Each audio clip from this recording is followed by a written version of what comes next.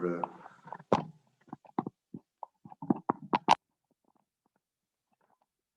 Start. तो अभी आज देखिए कुछ एक्सप्लेनेशन तो है नहीं, आपको कल का गैप मिला तो जिन बच्चों को यूटिलाइज करना होगा उन्होंने क्वेश्चंस कर लिए होंगे तो आपको बेटर समझ में आएगा। और अब जो पाइथागोरस के और क्वेश्चंस बचे हैं वो मैं आपको फटाफट करा देता हूँ। बहुत बहुत अच्छे क्वेश्चंस हैं और मैं अभी जो आपको क्वेश्चन अब जो कराने जा रहा हूँ, पिछले वाले भी इंपॉर्टेंट थे बट अब जो मैं कराने जा रहा हूँ ये तो आप समझ लीजिए कि रेगुलर फीचर है एग्जाम्स के अंदर। और अगर आप अभी तक टोटल काउंट करें, हालांकि तीसरा दिन है आज मेरे ख्याल से पाइथागोरस पढ़ते हुए, मैंने आपको ओवरऑल 4 से 5 क्वेश्चन ही कराए होंगे। तो और जो कुछ भी है वो मैं आपको सब समझा देता हूँ और आज भी प्रोसेसिंग बता देता हूँ। प्रोसेसिंग वही रहेगी, पहले पाइथागोरस थ्योरम लिखें, फिर उसको ऐड सब्ट्रैक्ट करने का फैसला लेंगे जो अब तक आपको समझ में आ गया होगा। पिछली बार हर्ष बहुत बढ़िया था बट उसकी हेल्प से मैंने बाकियों को समझा दिया how to decide whether to add और सब्ट्रैक्ट। उसके बाद में आप क्या करते हैं, जो टू प्रूव की चीजें हैं वो आप कैसे निकाल के लाते हैं, उसके लिए मैं आपको कुछ ना कुछ नई नई टेक्निक्स टिप्स देता रहता हूं। वो कुछ आएगा तो मैं आपको वो बता दूंगा। So let's now start with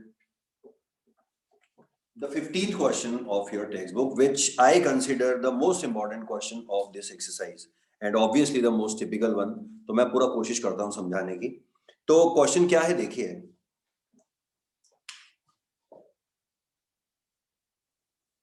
ये बिल्कुल याद रखने लायक क्वेश्चन है, ध्यान रखिएगा मेरी बात। और अभी सारी रिकॉर्डिंग्स अवेलेबल हैं तो आप अभी पिछले सारे क्वेश्चंस के सॉल्यूशंस देख के कॉपी कर सकते हैं। तो क्वेश्चन नंबर 15 में गिवन है कि in an equilateral triangle ABC, equilateral triangle, ठीक है, अब की बार इक्विलेटरल दिया है तो मैं शराफत से इक्विलेटरल ट्राइंगल अच्छा सा ऐसा ही बनाऊंगा, ठीक है। और क्वेश्चन में गिवन है कि एक पॉइंट है डी बीसी के ऊपर, बीसी के ऊपर, सच दैट बीडी, ये गिवन है आपको, BD is equals to 1/3 of BC. अब देखिए यहीं से इस क्वेश्चन का टिपिकल वाला पार्ट चालू हो जाता है। मैंने खुद ने आपको बोला हुआ है, जो जो मैंने खुद ने चीजें बोली हैं, अगर वो उनमें कभी कभी चेंज करना पड़ता है तो वो भी मैं आपको बताता हूँ। देखिए मैंने खुद ने आपको बोला है पिछले हर क्वेश्चन के अंदर कि देखो बच्चों, किसी भी क्वेश्चन में लिखा होता है ना डी इज एनी पॉइंट या अ पॉइंट, कुछ भी, तो जान पूछ के साइड में लेना चाहिए। मैंने खुद ने बोला है आपको हमेशा। तो आप टेक्निकली जो कह रहा है कि D is a point, any point, तो मैं कहीं भी ले सकते हो आप, तो आप कहीं भी ले सकते हो। और यहाँ कोने में लेना चाहिए, क्यों? क्योंकि मिड पॉइंट लेने से कंफ्यूजन होता है। मैं आपको पूरी साइकोलॉजी क्वेश्चन की समझाता हूँ। मिड पॉइंट बोला है तो मिड पॉइंट लीजिए। अब इक्विलेटरल ट्रायंगल बोला है तो देखिए मैंने कितना सुंदर सा इक्विलेटरल ट्रायंगल ही बनाया है, क्योंकि अब गिवन है तो मेरे को बढ़िया है ना, तीनों साइड्स इक्वल है, ध्यान रहेगा, सारे एंगल्स इक्वल है, ध्यान रहेगा। अब यहां पर इंपॉर्टेंट क्या है कि डी पॉइंट को जब मैं बीसी के ऊपर लूंगा तो अब की बार इस स्पेसिफिकली इस क्वेश्चन के अंदर मेरी मर्जी नहीं है। आप रफ डायग्राम, जो समझदार बच्चे हैं वो कहेगा सर रफ डायग्राम में तो ऐसा कुछ होता ही नहीं है। रफ डायग्राम के अंदर तो आप कहीं भी, एंड यू आर राइट। लेकिन अब ये क्वेश्चन ऐसा है, अब ऐसा है तो है, क्यों है मैं आपको समझा जरूर सकता हूं। देखिए इसमें गिवन है कि डी पॉइंट जो है वो मुझे इस पे लेना है सच दैट बीडी बीसी का 1/3 है। 1/3 का मतलब समझते हैं आप, 3 हिस्सों में से एक। तो बी डी, ध्यान से देखिएगा, मैं विथ रीजन समझाऊंगा। बी डी जो है वो डी मुझे बी की बगल में लेना पड़ेगा। यहां ले लिया तो मामला गड़बड़ा जाएगा। आप कहेंगे सर रफ डायग्राम में क्या फर्क पड़ता है, रफ डायग्राम में कोई हिसाब थोड़ा लगता है। तो यहां पर पड़ेगा, क्यों मैं आपको बताता हूं। क्योंकि ये कह रहा है कि बीडी है 1/3, समझना अभी मेरी बात, ठीक है। अब इस क्वेश्चन में इक्विलेटरल ट्रायंगल में पाइथागोरस थ्योरम तो 90 डिग्री से लगेगी, तो अभी अपन इसका कंस्ट्रक्शन एक करेंगे जो कि आपको याद रखना पड़ेगा कि इसमें एल्टीट्यूड बनाना। तो आप एल्टीट्यूड बनाएंगे, ये कंस्ट्रक्शन अभी लिखूंगा मैं, लिखने की जरूरत है, देख लेना आप, है ना। अब आपने बनाया और इस पॉइंट को ले लिया आपने, मान लीजिए ई। ये क्वेश्चन में था नहीं, बहुत ध्यान से सुनिए। अब इक्विलेटरल ट्रायंगल के अंदर, ये पॉइंट भी मैं 9th क्लास से समझाता रहा हूं, इक्विलेटरल ट्रायंगल के अंदर जो एल्टीट्यूड है वो मीडियन भी होता है। एंगल बाइसेक्टर भी होता है, सब कुछ होता है सिर्फ इक्विलेटरल ट्रायंगल के अंदर। तो कॉमन सेंस की बात है इसमें, आपको खुद ही समझना पड़ेगा कि ये आपने बनाया, एक बार मैं इसको मिटा देता हूं, तो ये मीडियन भी है, तो बताइए, जहां डाउट हो आप पूछिए कि अगर मीडियन भी है और एल्टीट्यूड भी है, तो मुझे बताइए कि ये जो बीई पार्ट आपको दिख रहा है, ये बीसी का हाफ है या नहीं? कॉमन सेंस की बात है, सिंपल, मिड पॉइंट है, एल्टीट्यूड मिड पॉइंट पर ही गिरता है इक्विलेटरल ट्रायंगल का। तो जो ई पॉइंट है ये मिड पॉइंट हो गया। अब ये मिड पॉइंट हो गया तो ये जो बीई है ये बीसी का हाफ हो गया। अब आप बताइए कि हाफ बड़ा होता है कि 1/3 बड़ा होता है? अरे भाई हाफ बड़ा होता है, 1/3 तो छोटा होता है। हाफ का मतलब होता है एक चीज के 2 बराबर टुकड़े, और 1/3 का मतलब होता है एक चीज के 3 बराबर टुकड़े। तो 3 टुकड़े करेंगे तो टुकड़े छोटे ही निकलेंगे, तो मतलब 1/3 दुनिया में किसी का भी हाफ से छोटा होता है। सही है या नहीं? इसमें भी अगर किसी को समस्या आ रही हो तो मैं ये कहूंगा कि आपके साथ में कोई ना कोई गंभीर समस्या है, क्योंकि इसमें बहुत एक मुश्किल है इमेजिन करना कि एक 10वीं क्लास का बच्चा जो बोर्ड का पेपर देने जा रहा है, बोर्ड का पेपर छोड़ो गया बाहर में, 10वीं तक जो बच्चा आ गया है उसको अगर ये नहीं पता कि 1/3 छोटा होता है और 1/2 बड़ा होता है। फिर भी मैं आपको और समझा देता हूँ, आपके पास कोई भी एक चीज है, आप कुछ खा रहे हैं, ऑब्वियसली 2 जनों के बीच में बांटोगे तो आपका हिस्सा ज्यादा आएगा, 3 जनों के बीच में बांटोगे तो कम आएगा, तो वो जो 3 जनों में बढ़ता है वो 1/3 होता है। समझे क्या? तो 1/3 छोटा होता है, तो बी डी जो है वो बी सी का 1/3 है, और ये जो है ये है हाफ। तो आपको डी यहां लेना ही पड़ेगा ताकि बी डी जो कि 1/3 है वो बीई जो कि हाफ है उससे छोटा रहे। ये बहुत बहुत बहुत इंपॉर्टेंट चीज है। अगर आपने डी को यहां ले लिया तो रफ डायग्राम है बट फिर भी गलत हो जाएगा, क्योंकि हाफ से बड़ा 1/3 कैसे होगा? तो हर कैलकुलेशन आपकी खराब हो जाएगी। ये पहले इंपॉर्टेंट चीज है इस क्वेश्चन की। तो ये तो सब कंस्ट्रक्शन आप करेंगे ही करेंगे। तो ये मैं आपको मैं पूरा क्वेश्चन आपको फोटोग्राफ खींच के भेजूंगा, ठीक है? सो ये तो हो गया कंस्ट्रक्शन का मामला, ठीक है? याद रखिएगा कंस्ट्रक्शन यहां लेना है, डी यहां लेना है। अभी कहते हैं प्रूफ करो, ये तो हो गया आपका गिवन, ये है आपका टू प्रूफ। कहते हैं प्रूफ करो 9AD स्क्वायर में, एक बार चेक कर लेता हूं, देखिए क्या लिखा हुआ है। 9AD square is equals to 7AB square. Yes, so आपको प्रूफ करना है, ध्यान से देखिए।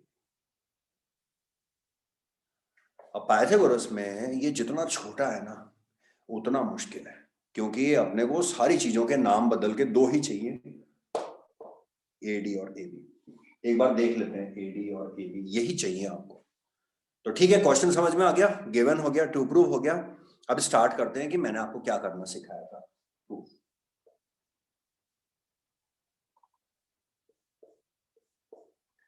सबसे पहले मैंने आपको क्या समझाया था? बड़े से बड़ा क्वेश्चन आ जाए पाइथागोरस थ्योरम लगा लेना। और पाइथागोरस थ्योरम के अंदर जो भी हाइपोटेन्यूज आपको दिख रहे हैं डायग्राम में और यहाँ पर टू प्रूव में, उनकी पाइथागोरस थ्योरम लिख लेना। उनकी इनमें से देख लिया करो, नहीं तो देखो यहाँ पर ये भी राइट एंगल है, ये भी राइट एंगल है, ये भी राइट एंगल है, सारे लिखो ना, उससे बेटर है यहाँ देख लिया करो। एडी, एडी 9 नंबर लगाए मुझे कोई मतलब नहीं है, मतलब AD, AD. Okay, so by Pythagoras theorem AD square is equals to AE square plus DE square. मैं बार बार बोलता रहता हूं, एग्जाम में तो आप पूरा लिख के आओगे, in triangle ADE bye Pythagoras theorem, ठीक है? AB, okay, AB is also the hypotenuse of the triangle ABE, so AB square is equals to AE plus BE।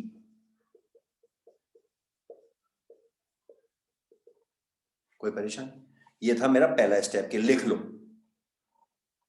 अब पांचवा छठा चौथा पांचवा छठा क्वेश्चन करा रहा हूं। अब तक तो बुद्धि आप में इतनी आ जानी चाहिए कि हाँ यार, सर ने इतना तो समझा दिया है कि मैं अगर पढ़ के नहीं भी गया तो सर इतना जुगाड़ कर रहे हैं कि 4 में से 1.5-2 नंबर तो मुझे मिल जाए। तो आप यहां तक तो हर बच्चा आ सकता है, ठीक है? आ गया। पहला काम पाइथागोरस लिख लीजिए, दूसरा काम दोनों को ऐड सब्ट्रैक्ट करने का फैसला कर लीजिए। और आज अपन फिर से हर्ष को मौका देते हैं कि वो हमें बताए कि ऐड करें या सब्ट्रैक्ट करें। हर्ष।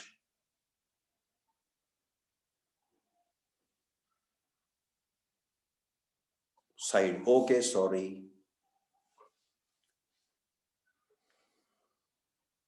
ये अभी भी नहीं समझा, ना समझा भाई।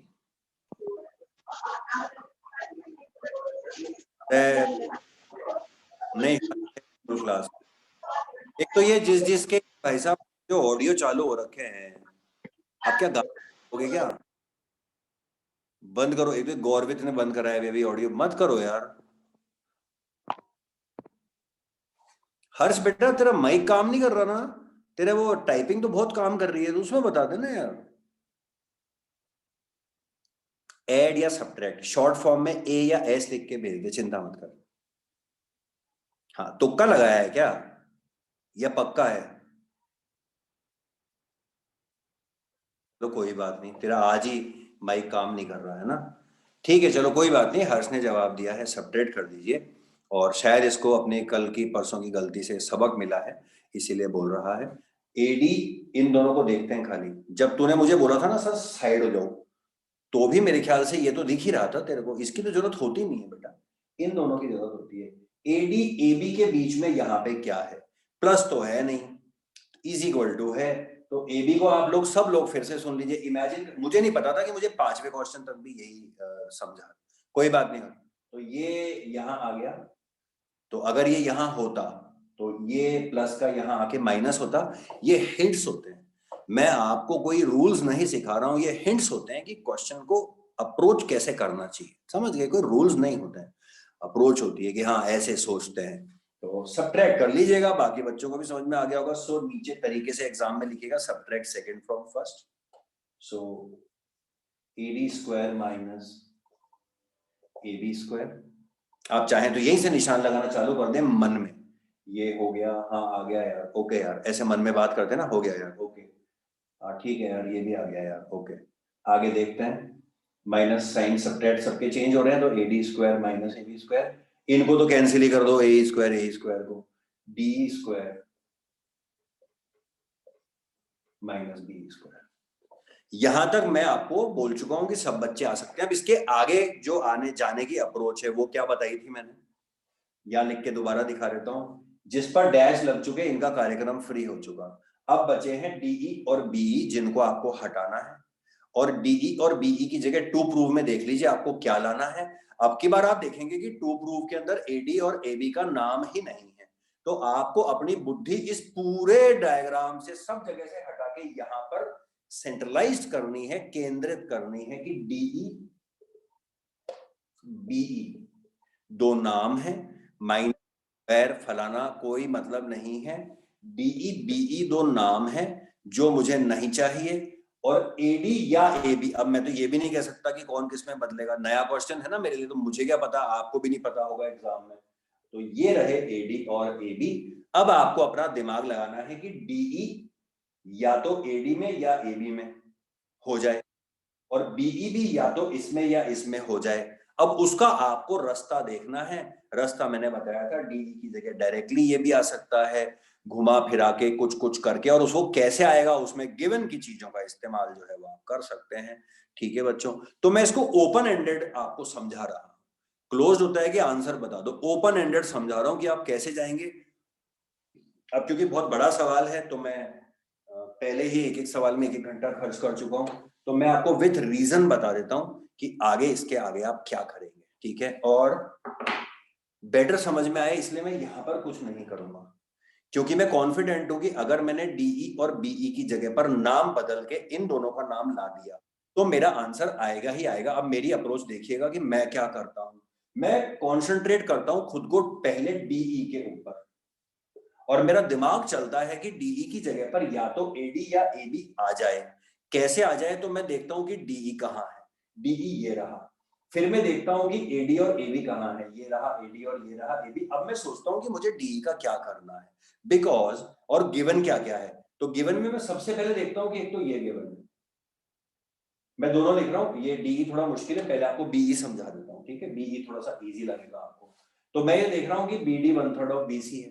अब मैं देख रहा हूं मैं बीई का क्या क्या कर सकता हूं, मैं आपको सारे ऑप्शन बताता हूं। मैं बीई का क्या क्या कर सकता हूं, मैं बीई को बीडी प्लस डीई लिख सकता हूं, सही है क्या? अगर मैं इसको बीडी प्लस डीई लिखता हूं तो भी इन दोनों को हटा के मुझे नाम तो ये दोनों ही चाहिए। मैं बीई को बीसी का हाफ लिख सकता हूं, तो ये मुझे थोड़ा बेटर लग रहा है। क्यों? क्योंकि मैं बीई को लिखूंगा हाफ ऑफ बीसी। आप कहेंगे क्यों साहब? अरे भाई इक्विलेटरल ट्राइंगल है ना, ध्यान तो रखना ही पड़ेगा। तो बीसी की जगह पर अब बताइए कि आप हाफ ऑफ एबी लिख सकते हैं या नहीं लिख सकते?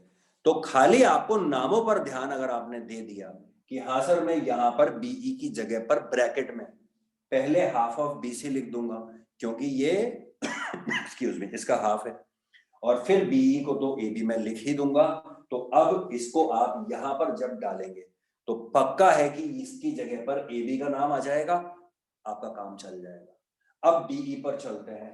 डीई आप कहेंगे सर आप कैसे पढ़ा रहे हो? बेटा यही होती है पढ़ाई। आप यहां पर लिख के आपको सर यहां क्यों नहीं बता रहे आप?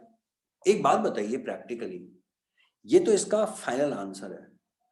आपके दिमाग में या मेरे दिमाग में, किसी के भी दिमाग में कंप्यूटर की चिप लगी हुई नहीं होती है। तो हम हर आंसर को ढूंढते हैं, एक्सेप्ट जो सॉल्व वाले क्वेश्चंस होते हैं वो तो हम सीधे कॉपी में करते हैं। आप ढूंढेंगे, आप मुझे कोई क्वेश्चन देंगे मैं भी ढूंढूंगा।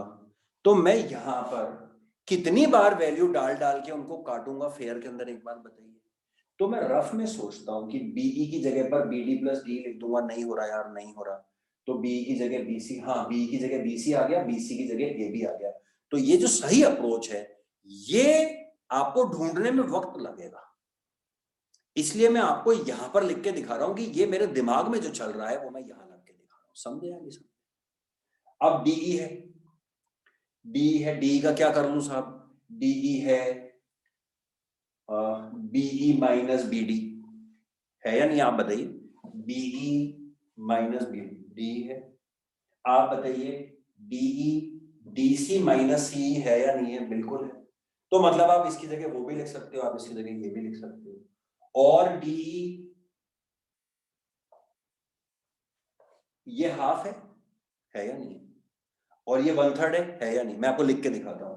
मैं डीई की जगह पर BE minus BD final answer क्यों सिलेक्ट कर रहा हूं? देखिए ये मेरे दिमाग में चल रहा होगा, मेरे दिमाग में चल रहा है कि मैं डीई की जगह यार अगर बीई माइनस बीडी लिखूंगा तो क्या होगा? बीई माइनस बीडी, नहीं यार ये तो मुझे तो एडी ए बी ही, मैं देखिए दिमाग चल रहा है मेरा कि यार डीई की जगह पर, ऐसे ही मैं डीई की जगह पर डीसी माइनस ईसी लिख के भी बैठ सकता हूं, लेकिन ना तो ये ना ये चाहिए मुझे तो एडी और एबी।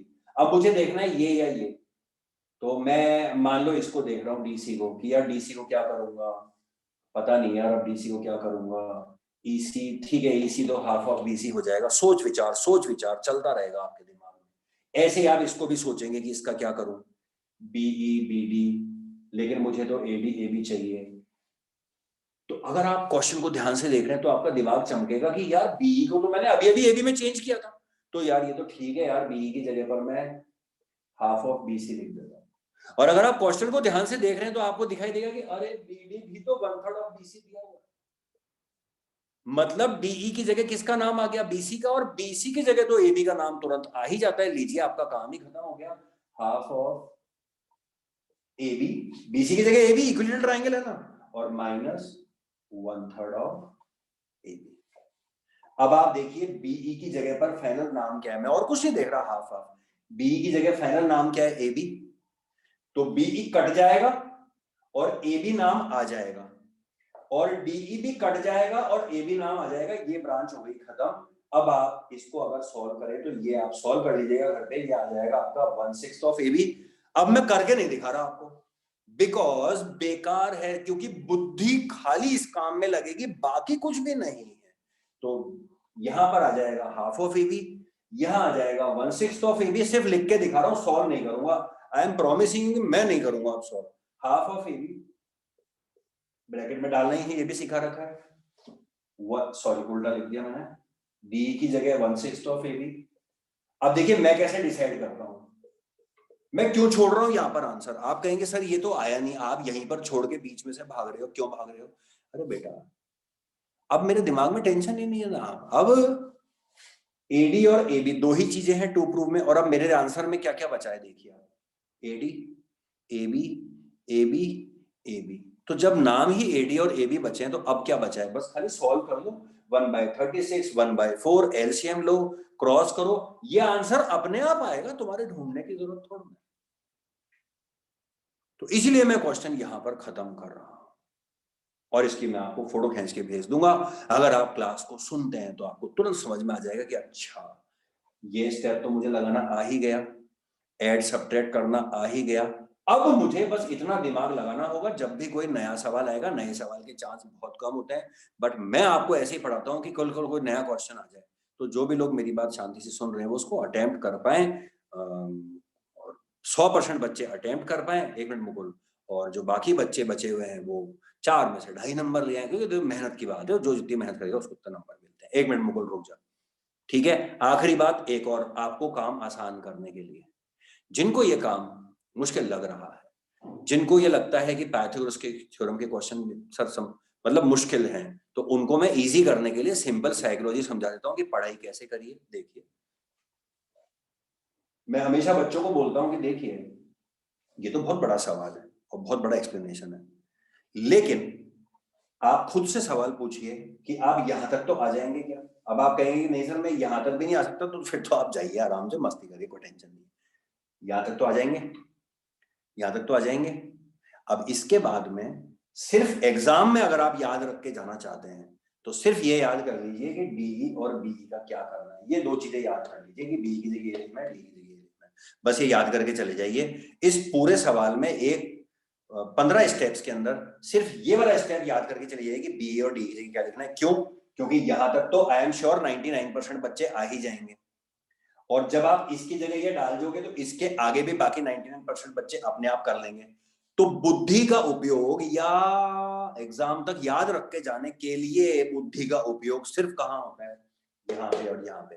क्योंकि ऐसे हैं, आपको मैंने 4-5 सवाल बता दिए। उन 5 सवालों के अंदर या तो आप 15-15 लाइनें याद करते रहो, नहीं तो सिर्फ इस स्टेप और इस स्टेप के बाद में जो चीज हम रिप्लेस करते हैं, बस वो एक एक लाइन हर क्वेश्चन की याद करके चले जाओ। अब बताओ कितना आसान काम हो गया तुम्हारे लिए। जो लोग सिर्फ ये चाहते हैं कि सर किताब ही आ जाए तो बहुत है, मेरे तो बाहर तो पता नहीं क्या होगा क्या नहीं होगा, उनके लिए मैंने आपको समझा दिया। क्योंकि अभी मैं आपको 2 क्वेश्चन और कराऊंगा, सेम स्थिति उसके अंदर आएगी कि सिर्फ ये वाली जो लाइन आती है ना सब्ट्रैक्ट और ऐड करने के बाद में, इसमें जो अनवांटेड चीजें आपको हटानी होती है, उनकी जगह पर आपको क्या रिप्लेसमेंट करना है।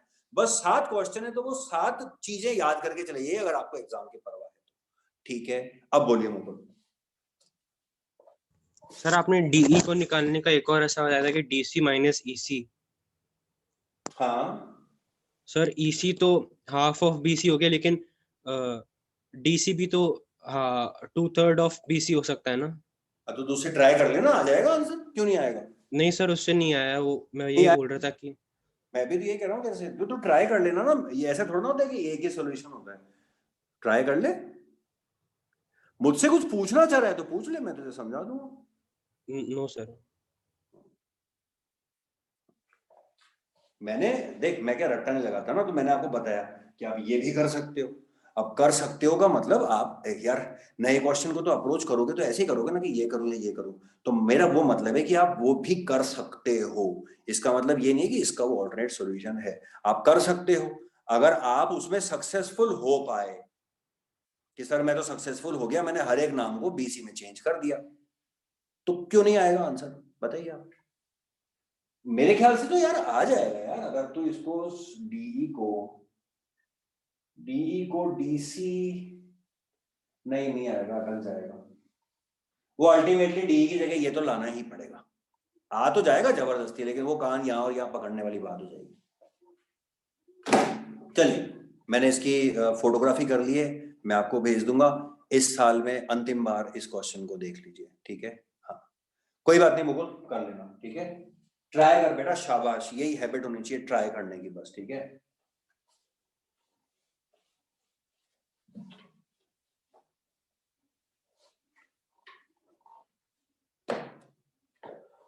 तो जो टेक्स्ट बुक की एक्सरसाइज है उसके पाइथागोरस के सवाल 5, 3, 4, 5 ही अच्छे थे, वो मैंने करा दिए। बाकी जो क्वेश्चन हैं वो उनका क्या करना है वो भी मैं आपको बताऊंगा। सिंपल क्वेश्चन है बट मैं बताऊंगा। बट अभी मैं ये जो अपना जो प्रोसेसिंग चल रहा है पिछले 3 दिन से, 3 क्लासेस से, मैं उसको हाँ करूंगा। तेजपाल कह रहा है आ गया, आ जाएगा, मैंने कहा ना आ जाएगा, वो ऐसे तो आ ही जाएगा, ऐसी बात नहीं।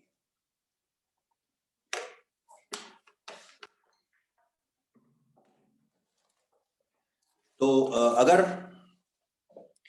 इन क्वेश्चन से आपको कुछ, एक तो आप है ना पहले सीरीज लिख लो यार, चलो ठीक है, आप सीरीज लिखो कि आपको पढ़ना है तो कौन सी सीरीज में क्वेश्चन करने चाहिए, मैं आपको बताता हूँ।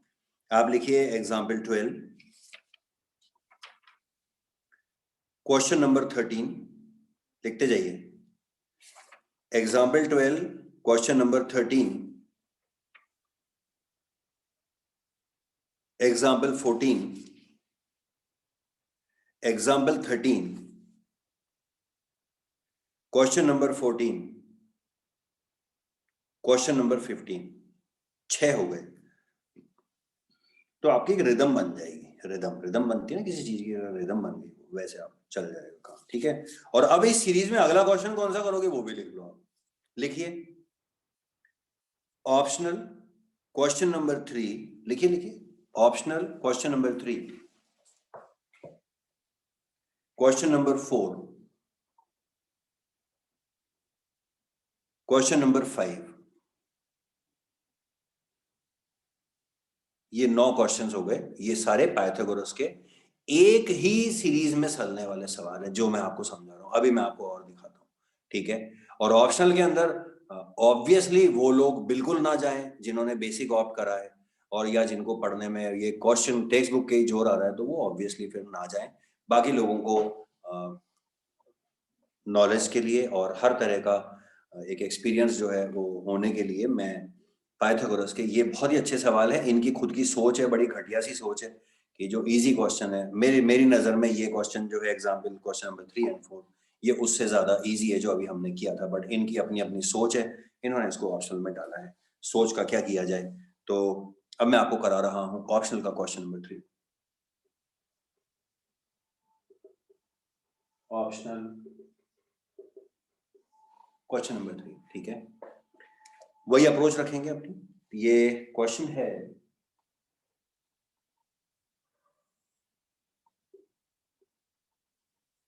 दिस इज 90 डिग्री, और कहता है ट्राइंगल का कुछ नहीं दिया हुआ, मतलब ये नॉर्मल ट्राइंगल है और बी इज एनी पॉइंट, तो आप कहीं भी ले सकते हैं। बी इज एनी पॉइंट, यहाँ कोने में थोड़ा इधर उधर ले लीजिए ताकि इसके मीडियन होने का शक ना हो, कुछ भी हाफ 1/3 नहीं है।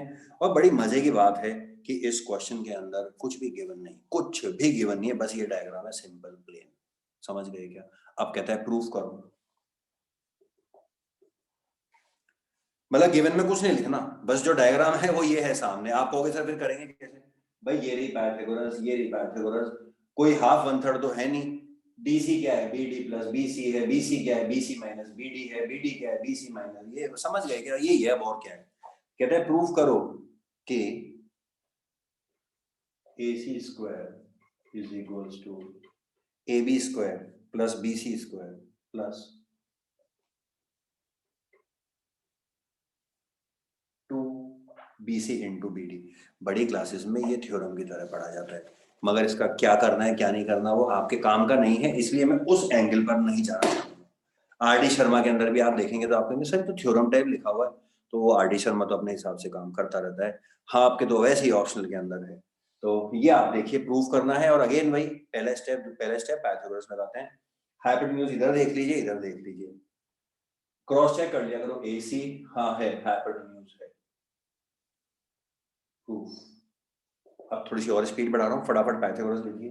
बहुत हो गया, AC square is equals to AD square plus CD square by Pythagoras theorem in triangle this, लिख ही लेंगे आप। ओके, AB भी है, AD प्लस BD,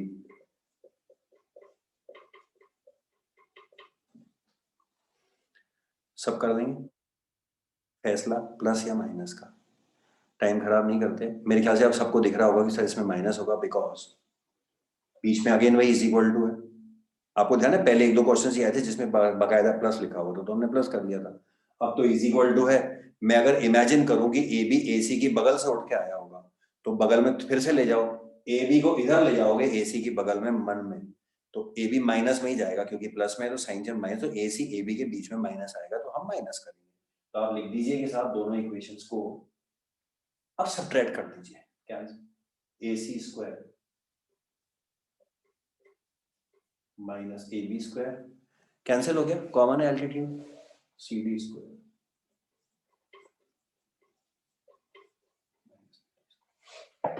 ये फिर से वही स्टेप आ गया जहां तक आप में से हर बच्चा पहुंच सकता है। और इसके आगे आती है परीक्षा की घड़ी कि अब पढ़ाई किसने करी थी ढंग से, देखिए किसने सर से कुछ सीखा था। ए सी स्क्वायर ओके डन, अब दिमाग नहीं लगाना। ए बी स्क्वायर हट गया, मेरे पास पड़ी हुई चीजें सी डी और बी डी, लाने वाली चीजें, हाँ प्रद्युमन बिल्कुल बेटा, बी सी। और ये पहली बार एक अजीब सी चीज 2bc इंटू बी डी। तो बस मेरा दिमाग अब इस पर है कि मुझे इन दोनों को हटाना है क्योंकि ये तो चाहिए नहीं, और ये दोनों क्वेश्चन में टू प्रूफ में लिखी हुई है तो मुझे कैसे ना कैसे करके सी डी तो ये रही, सी डी तो ये रही, और एक बार मैं बच्चों चेक कर लेता हूँ मैंने कहीं नाम कुछ गलत तो नहीं लिख दिया ना, वैसे सही है। Just A D D B C सही लिखा हुआ है, बी सी भी सही लिखा है, 2bc भी सब सही लिखा है, ठीक है। चलिए तो सी डी ये रहा, डी डी ये रहा, ये दोनों मुझे चाहिए नहीं, मुझे चाहिए एक तो बी सी और एक ये बड़ी अजीब सी चीज जो मैंने पहली बार देखी है 2bc इंटू बी डी। तो इसकी इंपॉर्टेंस मैं आपको अगेन टिप्स तो देता ही रहता हूं, तो ये मेरा एक और नया, शायद किताब बनाने वाले ने इसको देख के इसको ऑप्शन में रखा था शायद, हालांकि जब आप अभी देख लेंगे तो आप कहेंगे कि सर ये तो ऑप्शनल का क्वेश्चन नहीं है, ये तो वहां होना चाहिए था, सिंपल क्वेश्चन है ये। तो मैं आपको आज एक और नई चीज समझाता हूं कि आगे से कभी आपको टू प्रूफ के अंदर इस तरह की कोई चीज देखने को मिलेगी इंटू लगा हुआ हो तो उसको कैसे रीड करते हैं, पिछली बार भी समझाया था शायद, एक बार फिर से सुन लीजिए। अभी मैंने आपको थोड़ी देर पहले क्या सिखाया था, इनको चेंज कर करके देखना। तो सीडी की जगह आप क्या लिख सकते हो, मैं आपको उल्टा सिखाऊं, यहां से देखो आप, ठीक है। सीडी की जगह आप क्या लिख सकते हो, B D plus B C. B D की जगह आप क्या लिख सकते हो, B C minus, sorry B D की जगह C D minus B C लिख सकते हो। तो आपके दिमाग में सवाल यही होगा अगर आप पढ़ाई करते हो तो यार दोनों में से मैं क्या करूं, तो आपको करना ही पड़ेगा हिट एंड ट्रायल। मैंने आपको हर क्वेश्चन में बताया, आपको देखना तो पड़ेगा नाम जा रहा है या नहीं जा रहा। लेकिन अगर किसी क्वेश्चन में ऐसी कोई चीज मिले ना तो उससे आपको हिंट उठाना आना चाहिए।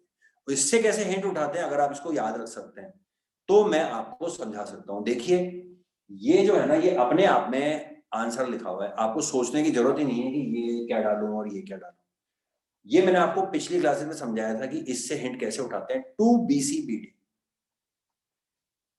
2ab या 2xy, इससे हिंट ऐसे उठाते हैं कि ये जो है ना अजीब सी चीज जो 2 समथिंग bc है, ठीक है, x या bd है y, मैं तो ये जानता हूं कि ये चीज 2xy या 2ab के फॉर्म में है, सही है या नहीं।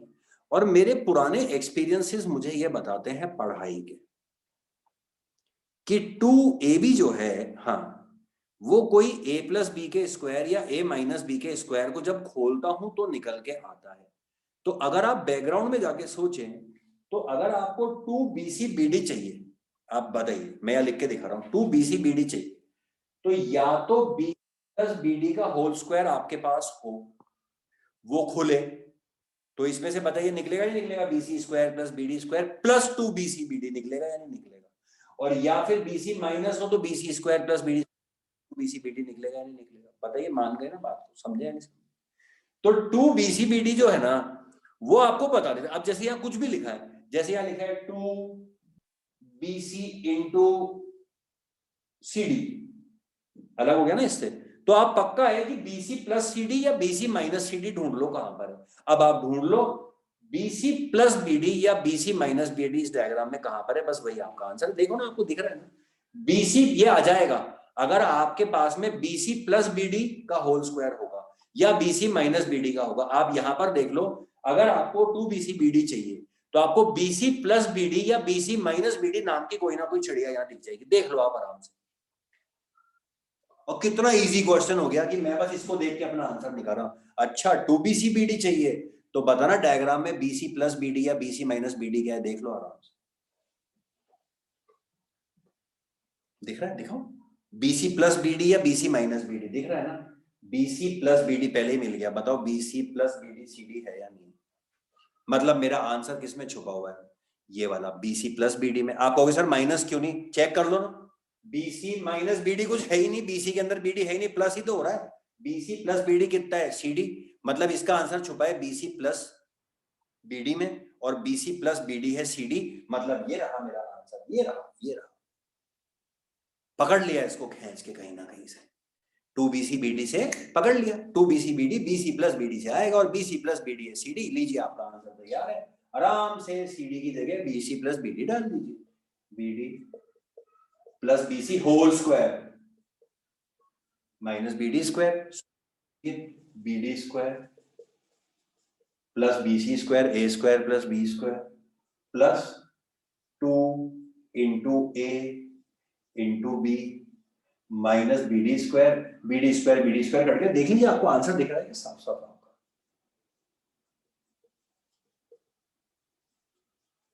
अपने आप आ गया BC स्क्वायर और ये भी आ गया 2BD इंटू, जैसे इसको चाहिए ए भी इधर चाहिए था तो ए भी को इधर कर देना, बल्कि ये कर दिया, ये रहा आपका साफ सुथरा नीट एंड क्लीन सोचा समझा गया आंसर, तुक्का नहीं सोचा हुआ।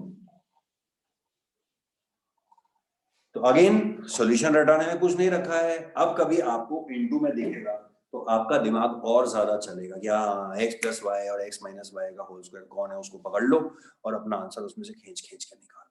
समझ गए। अब कोई कह सकता है कि सर क्या है कि आपको तो आंसर पता है, तो इसीलिए हमें कैसे पता लगेगा, आपने इस पे तो ध्यान दिया ही नहीं था, तो अपने आप आ गया। तो आप याद करिए, मैं आपको ये चीज आइडेंटिटीज में भी बोलता था, ज्योमेट्री और आइडेंटिटी बिल्कुल सेम होती है टू प्रूफ के अंदर। आप या कोई जीनियस भी क्या यहां से लेके यहां तक के सारे स्टेप इमेजिन कर सकता है? ज्योमेट्री में और टू प्रूफ में और आइडेंटिटीज में तो कोई इमेजिनेशन है ही नहीं। तो जो best of the best identities में ये सिखाता था कि हर चीज नहीं दिख सकती है, लेकिन कुछ कुछ चीजें भी मैच करती है, तो उस पर काम करना चालू करो। इसमें भी यही सिखा रहा हूं, कुछ कुछ पे काम चालू कर दिया करो, फिर बाकी का आंसर अपने आप आ जाता है। बाकी कोई टेक्निक है नहीं टू प्रूव के क्वेश्चन को करने की।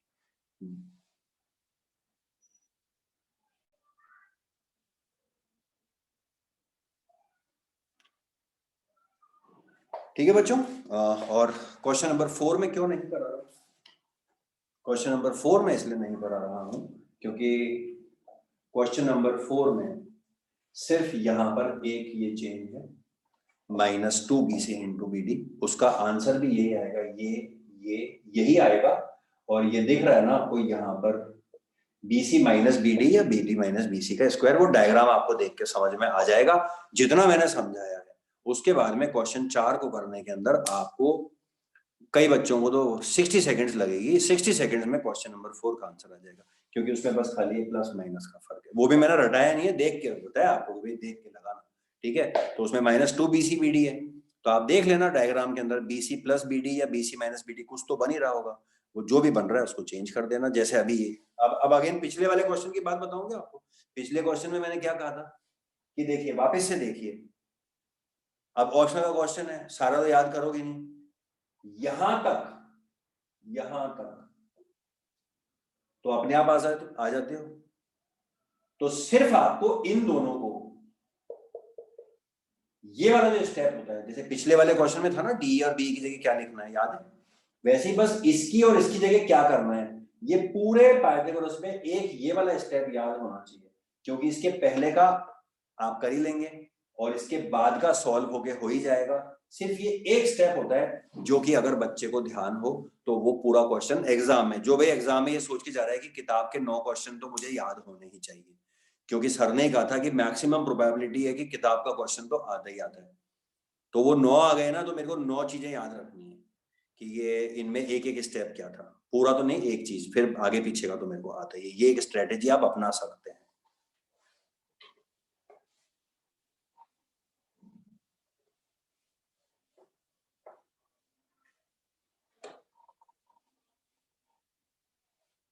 तो बच्चों अनएक्सपेक्टेडली मुझे ऐसा लग रहा था कि 2 दिन लगेंगे, बट अब 3 क्लासें तो हो चुकी है और अभी भी फ्रैंकली काम खत्म नहीं हुआ है। तो कोई नहीं, कुछ नहीं कर सकते, जो समय लगेगा वो तो लगेगा ही लगेगा, क्योंकि हम आखिरी बार पढ़ रहे हैं तो हम इसको बिल्कुल अब खत्म करके ही दम लेंगे। तो एक क्लास और सही, अभी तो मैं आपकी क्लास फिनिश कर रहा हूँ क्योंकि आप 5 मिनट रहे, मगर इस क्वेश्चन के अंदर टाइम बहुत ज्यादा लग जाएगा। तो अगली क्लास के अंदर हम बाकी बचा हुआ काम सॉल्व करेंगे। That's all.